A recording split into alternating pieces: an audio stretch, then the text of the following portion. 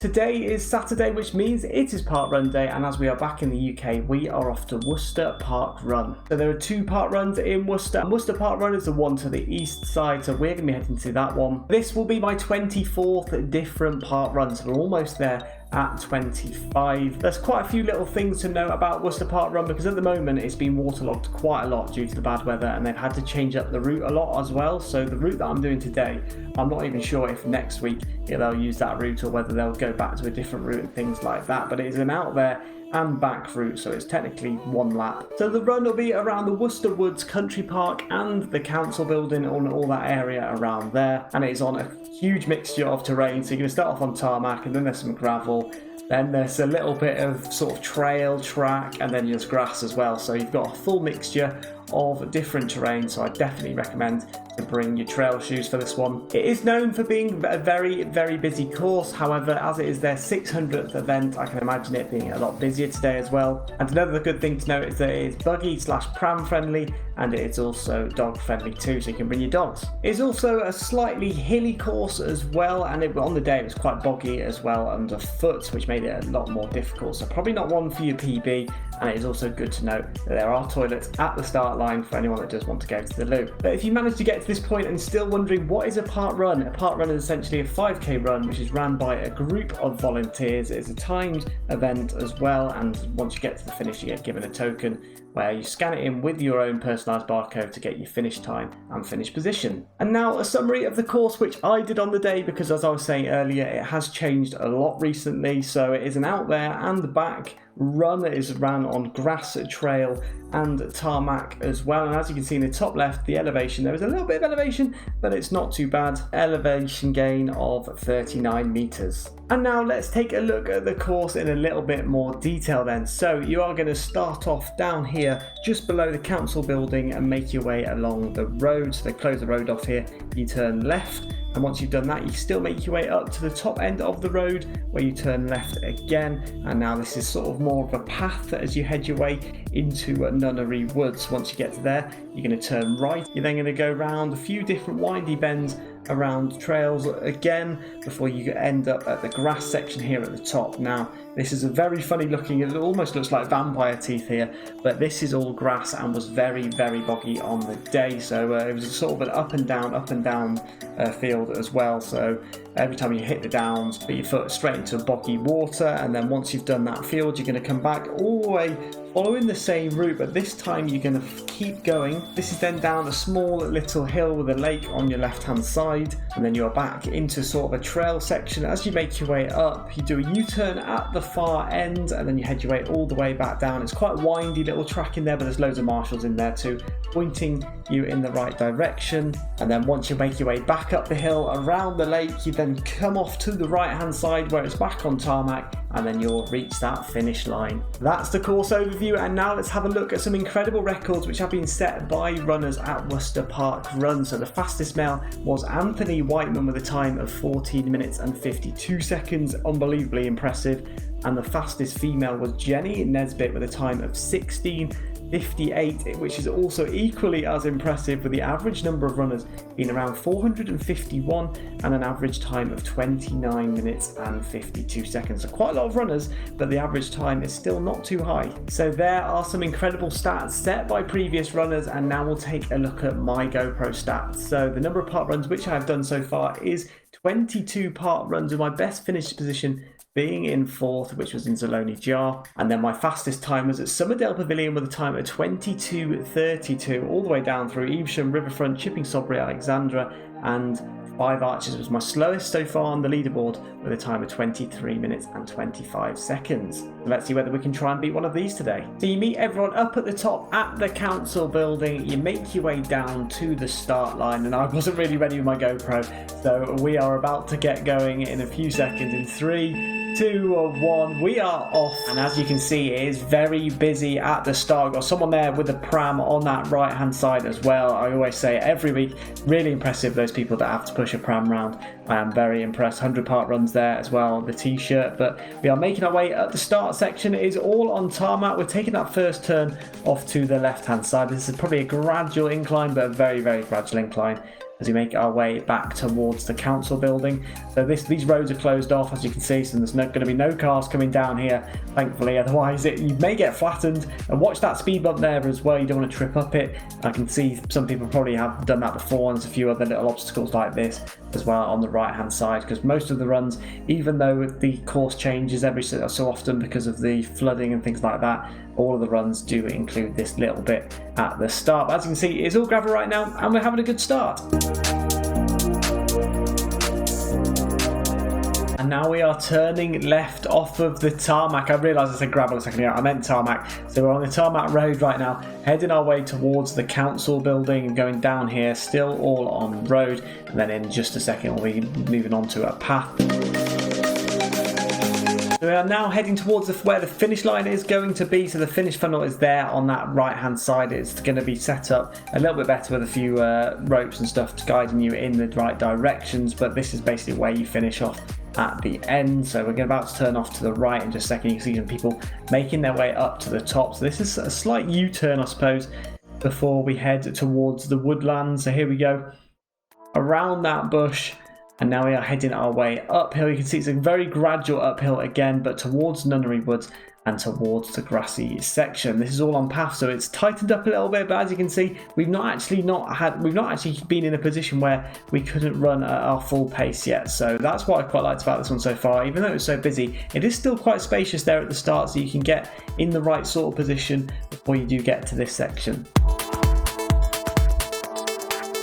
On the right hand side here you can see the car parks. This is where everyone can park their cars obviously, and then you make your way down to the start there, which was where the finish was, and then they'll take you down to where we actually started. But you can see it's still on path at the moment, and then we're about to turn left in just a second. Most of the hill is probably in this section, to be honest. There's not really much of an incline apart from here, but now we are turning left onto the road again. So it's going to be a road down this right hand side. It is a little bit potholey, so do be careful here as well. Maybe a speed bump. Watch out for cyclists as well. As you can see there on that right hand side, some cyclists just went past, so you don't want to get taken out by one of those. But we're going to run the length of the woodlands now, where we enter at a point and then it'll be more of the track rather than tarmac.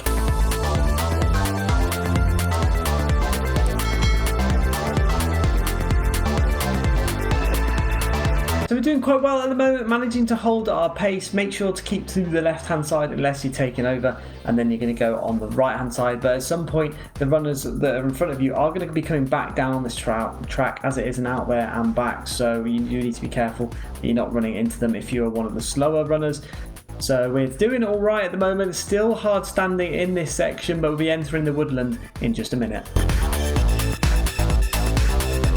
And now we are on more of a trail sort of section now. It's just basically like compacted mud, but it's still hard. It's not very boggy in this section at all, so you're fine with road shoes here as well. So trail shoes are definitely advised though for this area. And we're now heading our way towards the grass fields at the far side, where that is the boggy section, and that is the section where trail shoes are definitely required. And if you are running it in road shoes, it's fine. It's just you're going to get very wet, and it can be probably quite boggy and slippy as well.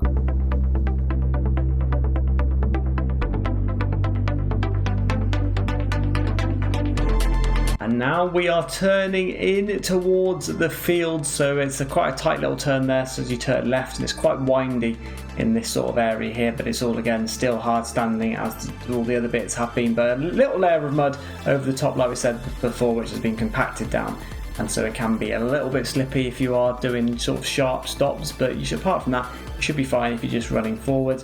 But you can see in the distance now we are heading towards the fields.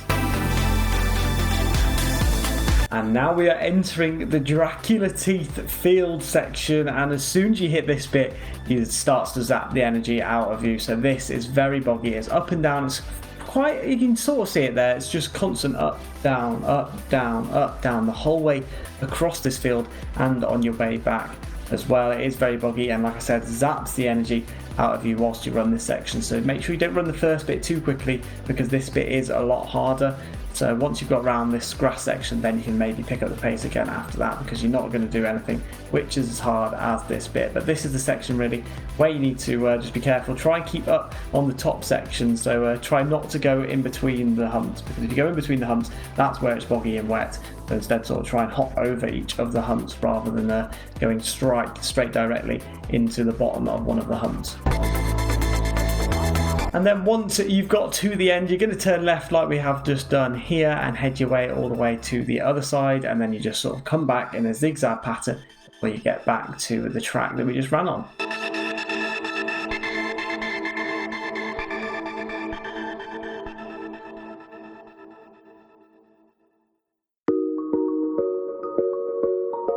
One fang done, one fang to go, and then once you've done that, you are back towards the end. You can definitely feel that it's zapped the energy out of you now. As you can see, it is up, down still throughout the whole of the field, so it is very tiring. But if you do enjoy these sort of reviews where I look through the park runs, do make sure to hit that like button and also subscribe if you are new and want to see all of the other future ones, because you get notified by hitting that bell button.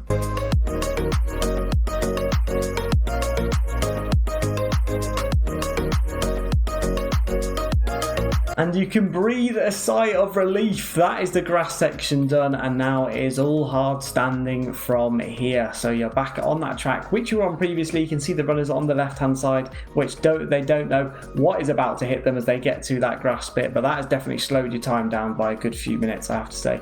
It's, well, not a few minutes, but by a good 30 seconds to a minute, because it is just so boggy at the moment. But when that is hard, then it would be much easier to do that per section, but not really the hilly ones. That is what we like to see as we head our way back towards the other end of the woods, which is good, and then we are heading to the second section, which is the lake bit.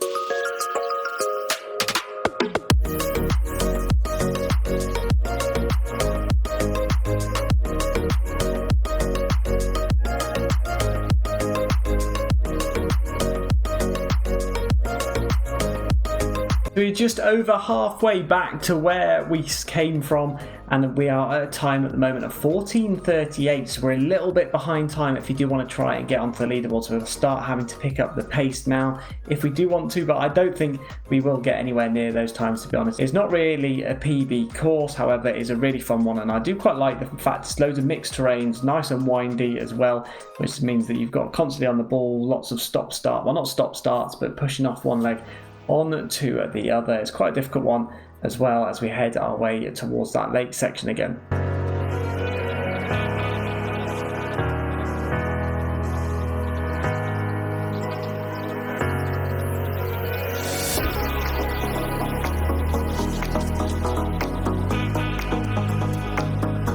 So you'll begin to recognise where we are now. So the car park is there on the left hand side, and this is where the finish line is coming up here. But instead of stopping here, we are going to be passing that section and heading our way to the hill down to the bottom of the lake and then into the woodlands again, but on the opposite side. So it's still got quite a little bit to go. This is not, it's probably done about 3.5k now, so we're doing our last 1.5 kilometers before heading to the finish line, which is there on the left. But instead of doing the U-turn which we did here previously, we are now heading our way straight forwards across to the other side, and now you'll notice a slight decline in just a second, but this is where the end is as well, so you have to do this incline which we're about to do right at the end, so you're knackered and you have to push your way up the hill. But here you go, you can see the decline there off to the left hand side, and it's all on hard standing though, so that's good to see.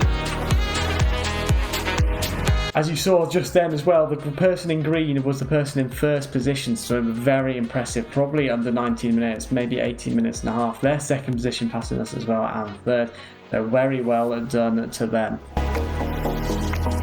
You'll see as well that this section of the wood is a lot tighter with lots of little puddles. Make sure not to run it into the people on the opposite side as well. Very windy, so make sure to try and watch your feet, keep your foot in, and if you're tired, just slow down a little bit, take it easy around those corners, because you don't want to completely stack it and injure yourself.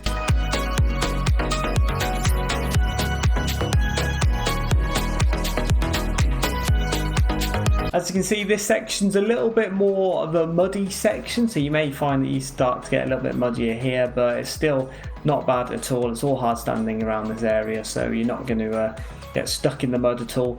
But we are still running down this long straight now before we hit a U-turn at the end, head our way back to the finish line, and hopefully we'll get an okay time, because we just got to try and get under 25 minutes. That is always my aim for every park run, and I can't see us getting on the leaderboard this week. And we have made it down the long section around this U-turn, and now we are heading our way back. So hopefully it's not too far from here now.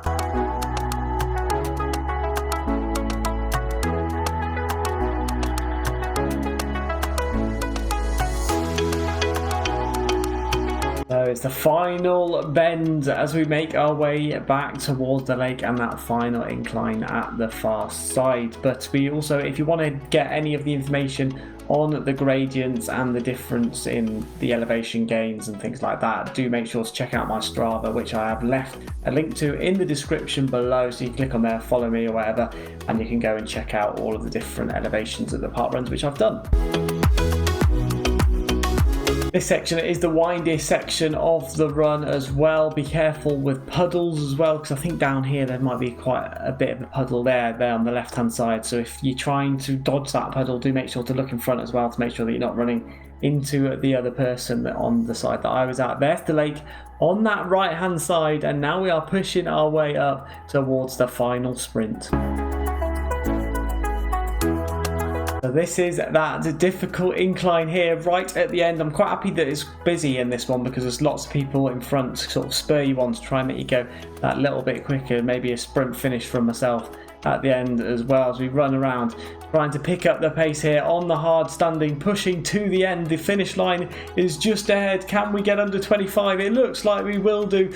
We're still sprinting. 24:15, 16, 17, 18, 19 and 24:20 is the time that we end up with a position of 58 as well. I did it before actually last year on my birthday, so I did a lot quicker time and a lot better position this time round, so I was very happy with my run. And that is Worcester Park Run complete, ticking off that W on the alphabetic challenge. That's the first W that we've done as well, so I was quite happy with that one. As you can see, quite a scenic route, to be honest. Lots of woodlands, grassy areas. You've got the lake down at the bottom as well, which you run past, and then you've also got the council building.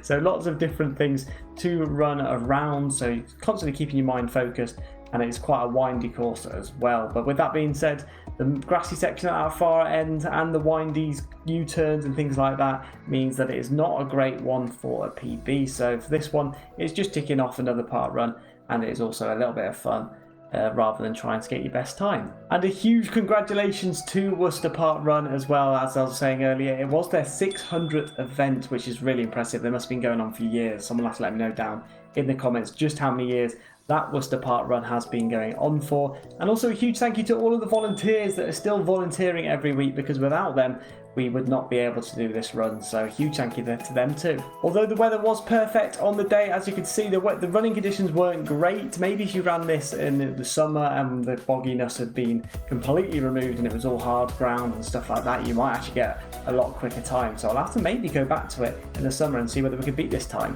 But as we do it for every park run, we'll do it for Worcester as well. We'll take a look through the pinch points. So the first pinch point is that it is got a few inclines. So inclines will be pinch point number one, as that does slow you down, especially at that lake section. Number two is the boggy grassy field section that you have to do. I mean, that section might not be there when you go and do it, but when I did it, that definitely slowed me down. Number three is the windy bends going in and out and things like that. And then probably number four, potentially if you're in the middle of the pack, it could be congested, because with 500 nod runners, it is going to always be congested wherever you go. And finally, the most important part of the video for everyone that does want to attend Worcester Park Run is the tips and tricks section. So we'll start off with transport as we usually do, and we'll start off with public transport, so buses which stop at the hospital and you can walk through from there. If you're going to be going by road, there is obviously parking all around, to be honest. There's loads of parking, so definitely going to find a space there if you do want to drive, and you can see it as we ran past there. on the left hand side previously. And then finally, if you want to get there by train, there is the Worcester Shrub Hill station, which is the closest one, and then it is a 38-minute walk or a 7-minute drive from there to the start of the run. And also the most important bit at the end of every run, you go for a post-park run coffee. So if you wanted to go for a coffee after the run, then you can go to the Orchard Cafe where everyone else goes. So feel free to join them there. You actually run past it in one of the sections as well. It was on the right hand side, but it was quite hard to see. There was lots of people spectating and cheering you on to keep you going. And now back to my GoPro stats. So this was my number 23 of the park runs. We're getting very close to 25 now, and obviously earlier on I did say this was my 24th. I was wrong there. This is now my 23rd park run since starting, and my best finish position still stays as 4th, and all my fastest times still stay the same as well, as this was definitely not one for your PB. And that is it. There's not much more to say about Worcester Park Run, but I definitely recommend you going. But if you are a local and you do have other tips and tricks and other things that I may have said that are wrong, do make sure to let me know down in that comment section below, and I'll try and pin it to the top so that everyone else can see. But if you are finishing this video and thinking, oh, I want to watch another one of the park runs, which I have done, you can go and check out last week's run, which was in the Tokkoinranta Park Run in Finland. That was unbelievably stunning, and I definitely recommend you check that one out. Or you can go and check out all of my other ones in my Worldwide Park Run playlist. Next week we are celebrating Chipping Sodbury Park Run's 10th anniversary, so that will be great fun as well. Hope you all enjoyed. Let me know by giving me a like and subscribe as well, and I'll see you all in the next one.